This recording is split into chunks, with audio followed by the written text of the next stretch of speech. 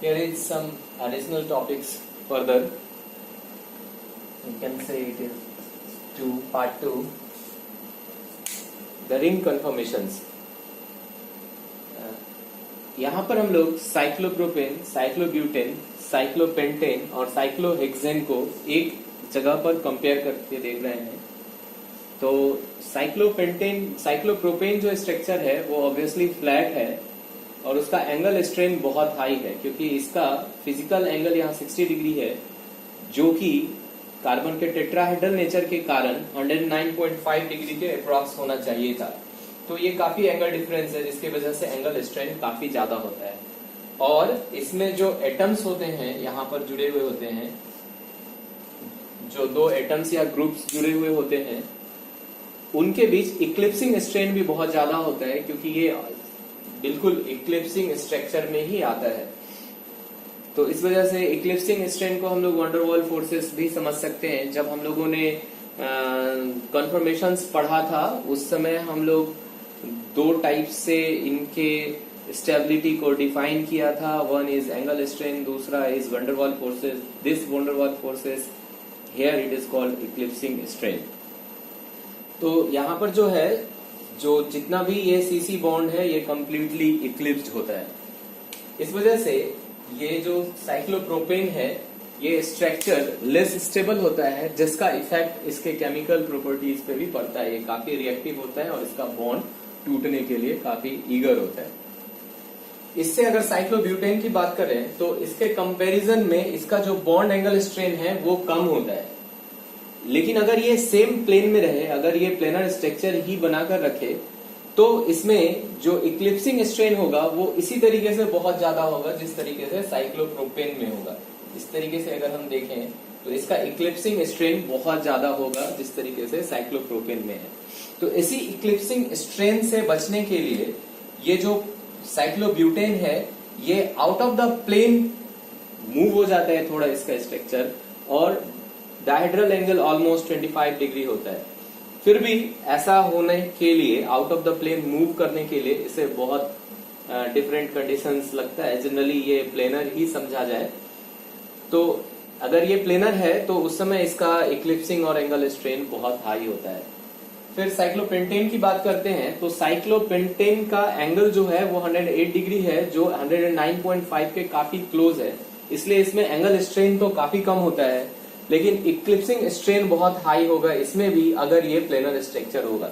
तो इसमें पकड़िंग of conformation होता है। पकड़िंग ऑफ कन्फर्मेशन मीन्स एक साइड से ये बेंट हो जाता है और इस तरीके से जहां पर जरूरत पड़ता है इसे पकड़िंग ऑफ कन्फर्मेशन इफ नीडेड हम बोल सकते हैं। ये हमेशा नहीं होता है, जहां पर इसे जरूरत पड़े वहां पे इसके स्ट्रक्चर का, सपोज करते हैं कि ये एक प्लेन में हो और ये पार्ट जो है ये थोड़ा सा उठ के इसके ऊपर आ जाए, एक डायहेड्रल एंगल बनाए, जैसे कि यहाँ पे भी डिस्कस किया गया। तो इस तरीके से पकड़िंग ऑफ स्ट्रक्चर होता है। साइक्लोहेक्सेन जो है वो पकड़िंग ऑफ स्ट्रक्चर के लिए बहुत सुटेबल एग्जाम्पल है। इसमें हम लोग देखे हैं कि साइक्लोपेंटेन के कंपैरिजन में एंगल स्ट्रेन ज्यादा होता है अगर ये प्लेनर है, और इसमें इक्लिप्सिंग भी होगा, लेकिन ये थोड़ा डिस्टेंस में है तो इक्लिप्सिंग उतना मैटर नहीं कर रहा है, फिर भी इक्लिप्सिंग तो होगा ही। लेकिन साइक्लोहेक्सेन एसेंशियली जो है वो नॉन प्लेनर हो जाता है और इसमें पकड़िंग का फिनोमेना बहुत ज्यादा होता है। इसी वजह से इसके दो स्ट्रक्चर्स हम लोगों ने पढ़ा है, बोट फॉर्म और चेयर फॉर्म, उस फॉर्म में ये पाया जाता है। अब आगे हम लोग साइक्लोहेक्सेन्स के कन्फर्मेशंस के बारे में पढ़ेंगे।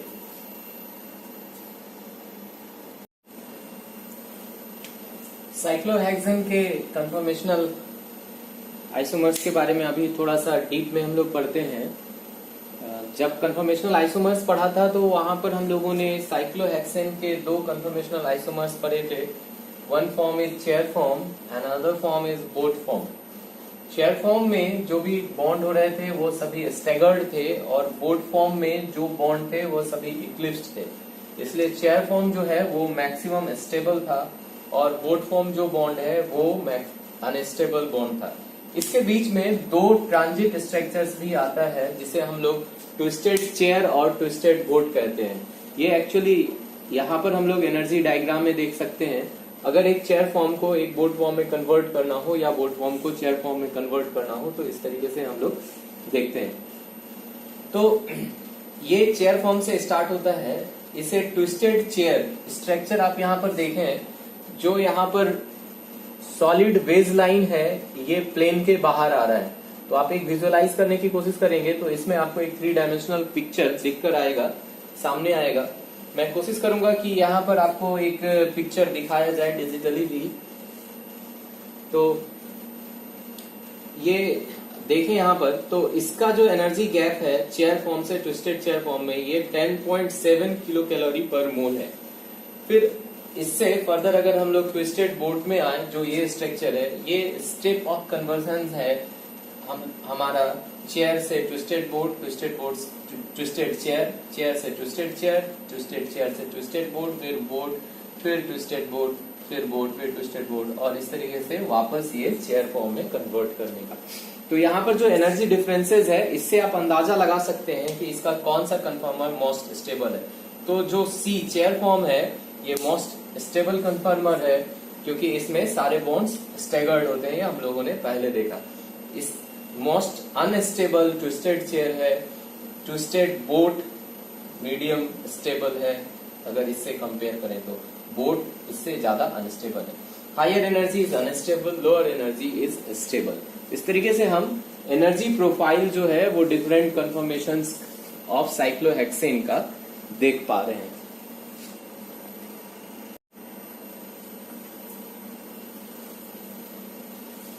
अभी थोड़ा इसको एनालाइज करते हैं। ये हमारा बोट फॉर्म है,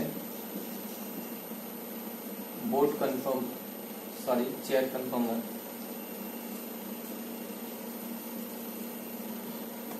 ये हमारा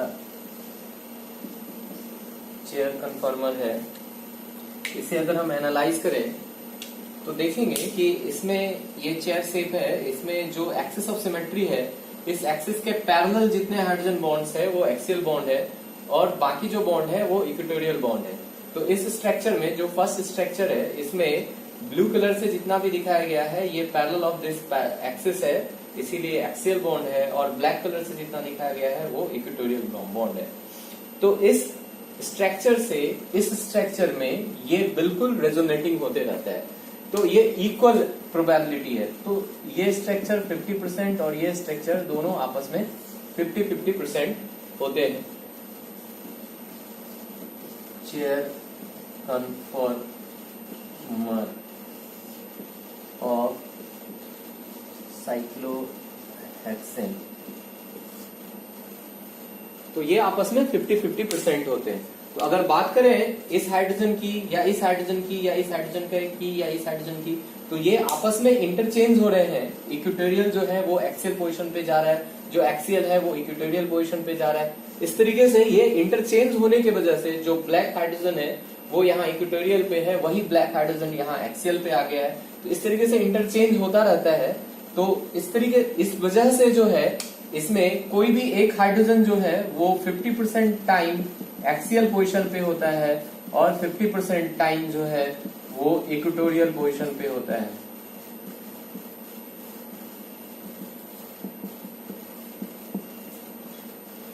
लेकिन अगर अब हम ये करें कि इस हाइड्रोजन को CH3 से रिप्लेस कर दें, इस हाइड्रोजन को CH3 से रिप्लेस कर दें, तो इस समय हमारे पास जो स्ट्रक्चर आ रहा है वो इस तरीके से आ रहा है। ये चीज समझना जरूरी है कि इसमें इक्वेटोरियल पोजीशन पे या एक्सियल पोजीशन पे किस पोजीशन पे इक्लिप्सिंग ज्यादा है। तो चूंकि सारे एक्सियल पोजीशन एक ही प्लेन में है, पैरेलल ऑफ द प्लेन, सब एक ही प्लेन में है, वो एक्सिस ऑफ सिमेट्री के हैं, इसलिए उनके बीच जो इक्लिप्सिंग है, उनके बीच जो वंडरवॉल फोर्सेस है वो ज्यादा होगा। इसलिए अगर कोई बड़ा ग्रुप, जैसे यहां हम लोगों ने मिथाइल ग्रुप लाया है, तो अगर मिथाइल ग्रुप हमें लाना हो, बड़ा ग्रुप लाना हो, तो उसे हम एक्सियल पोजीशन पे लाएं तो वहां पर लेस हिंड्रेंस होगा, और अगर इक्वेटोरियल पोजीशन पे लाएं तो वहां लेस हिंड्रेंस होगा, और अगर एक्सियल पोजीशन पे लाएं तो वहां ज्यादा हिंड्रेंस होगा। तो ये इस दोनों स्ट्रक्चर में ये ज्यादा स्टेबल स्ट्रक्चर है ये लेस स्टेबल स्ट्रक्चर है। So more stable and less stable. तो ये मोनो सब्स्टिट्यूटेड साइक्लोहेक्सेन की स्टेबिलिटी हमने चेयर फॉर्म में कंपेयर की। इसी तरीके से अगर बाय सब्स्टिट्यूटेड हो, यहां भी अगर करें तो इक्वेटोरियल पोजीशन पे लाना ही बेटर होगा एक्सियल पोजीशन के कंपैरिजन में, जो अभी हम लोग फर्दर देखेंगे।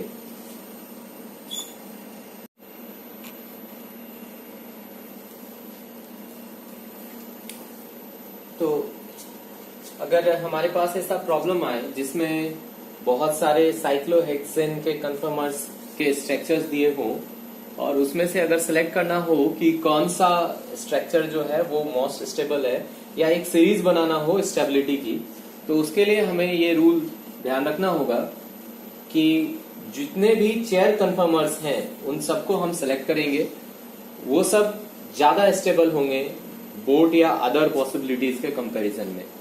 फिर चेयर कन्फर्मर्स में जब भी हम देखेंगे कि सब्स्टिट्यूएंट हैं, तो सब्स्टिट्यूएंट्स अगर एक्सियल पोजीशन पे आते हैं तो वो लेस स्टेबल होंगे, अगर वो इक्वेटोरियल पोजीशन पे आते हैं तो वो मोर स्टेबल होंगे।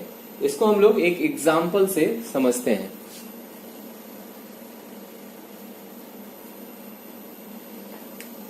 यहाँ पर दो प्रॉब्लम लिखा गया है, ये आपके लिए है, आप इसे बनाइए और बताइए कि स्टेबिलिटी ऑर्डर क्या होगा।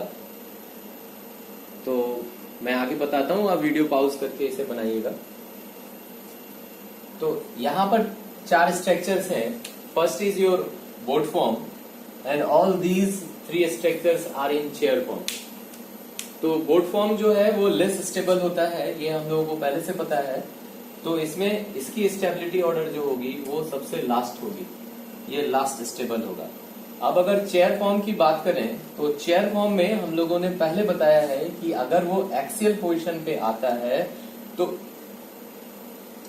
ये एक्सियल पोजीशन है, सॉरी, अगर वो एक्सियल पोजीशन पे आता है तो वहां पे स्टेरिक हिंड्रेंस काफी ज्यादा होता है, इसलिए ये ज्यादा स्टेबल हो जाएगा। यहाँ पर एक एक्सियल है और एक इक्वेटोरियल है, ये इससे कम स्टेबल होगा।